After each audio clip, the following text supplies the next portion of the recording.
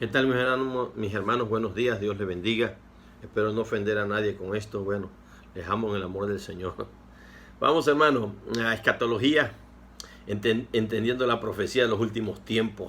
Buenísimo. Vamos a ver las dos posturas distintas a las que nosotros creemos y a las que ya la semana pasada vimos. Nosotros somos premilenaristas dispensacionales. Ahora vamos a ver la perspectiva del amilenarismo, pero a fondo. Y ya te diste cuenta, es otro rollo que lo que viste en el libro 5 de la vida de Jesús.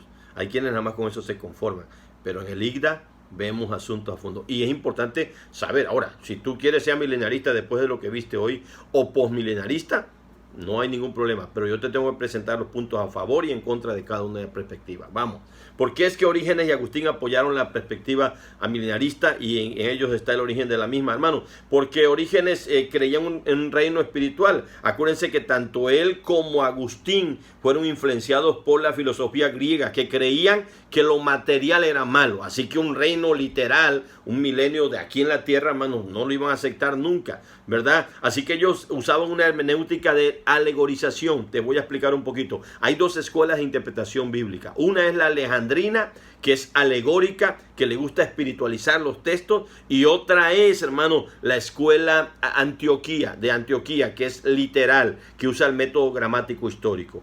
Si ustedes me conocen y oyen mis predicaciones, hermanos, con todo respeto y sin afán, siempre voy a hacer una línea literalista, de gramático histórico, no espiritualizar los textos o buscarle un significado oculto por ahí, no. Tiene aplicación, pero nunca se les olvida. El texto siempre tiene una sola interpretación, pero tiene muchas aplicaciones. Pero hay que tener cuidado en ese aspecto. Pero bueno, ese fue el asunto, y por eso es que ellos, hermanos, son los que apoyan la perspectiva milenarista, y muchos que siguen esa corriente, por lógica, se van detrás de ellos, porque Agustín es un gran teólogo. Pero en este aspecto, a como le pasa a Calvino y a muchos otros, hermanos, se van por otro lado, ¿verdad? Y esos son de los de antes, pero los de ahora, eso lo expliqué. Gruden, Sproul son amilenaristas, hermano, y son grandes teólogos en muchos aspectos de teología, mi respeto, pero en el aspecto de escatología, pues ahí se van por otro lado, ¿verdad? Y respetamos su punto de vista. Dos, explique la palabra mileniarismo y qué es lo que niega el mileniarismo.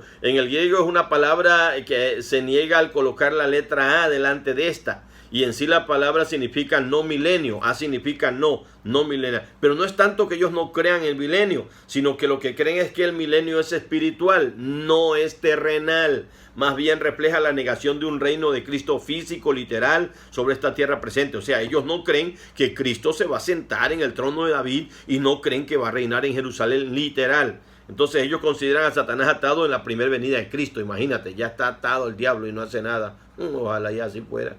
3. ¿Cuáles son las dos perspectivas que son diferentes de la una y la otra dentro del milenarismo? ¿Y cuál es la diferencia principal? El reino milenario de Cristo en el cielo, dicen ellos, y el segundo, el reino milenario mediante la iglesia en la tierra. Y para que vean, ya por ahí hay un problema, hermano. Unos son más bíblicos y otros se van a un poquito más espiritualizar. Ni dentro de ellos están de acuerdo. ¿Cuáles son los 6 elementos básicos que caracterizan el milenarismo? Y son estos: un reino milenario continuo que termina con el regreso de Cristo. O sea, ya ahorita está el milenio en huello. Satanás ya está encadenado. Esto es tan peor todavía, ¿no? que los católicos que dicen que Satanás solamente es suelto en la cuaresma, ¿se acuerdan? Tengan cuidado porque el diablo anda suelto. 40 días antes de la Pascua o de la Semana Santa.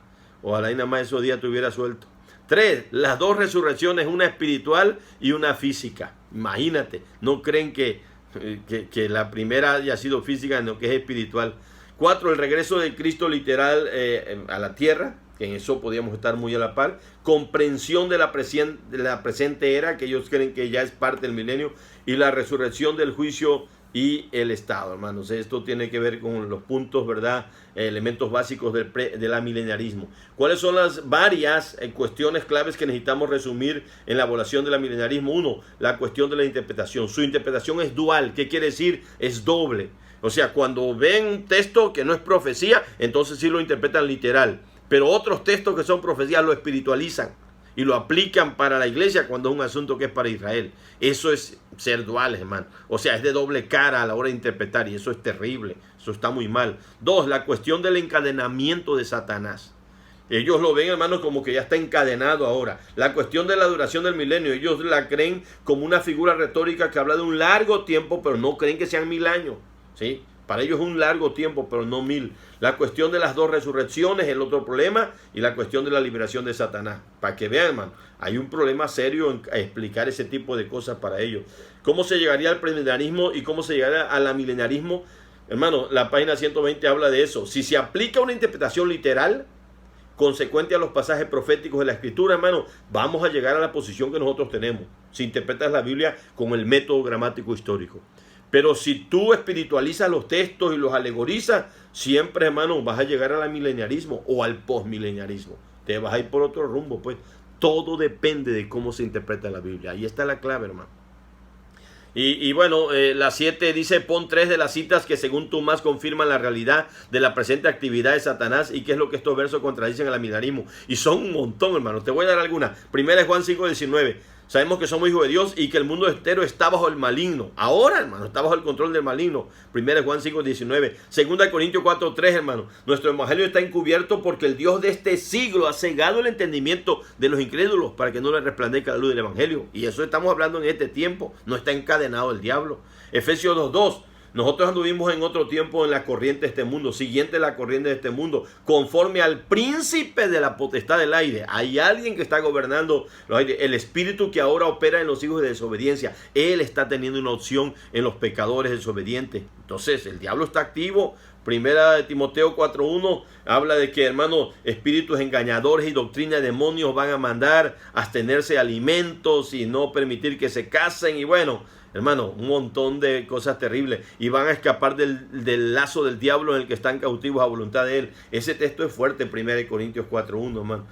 Juan 3:8, el que practica el pecado del diablo, porque el diablo peca desde el principio. Hermano, está hablando de una acción que todavía hace el diablo. Y Tesalonicenses igual, 2:18, por lo cual quise ir a vosotros, yo Pablo, ciertamente una y otra vez, pero Satanás nos estorbó. Y yo digo, si está encadenado, ¿cómo va a estorbar Pablo? Hermano, ojalá y estuviera encadenado, no nos tentara, ¿verdad? Pero dice que anda como ¿qué? Como león rugiente buscando a quien devorar. Por eso, velad y orad para no caer en tentación. Seguimos ahorita con la 8.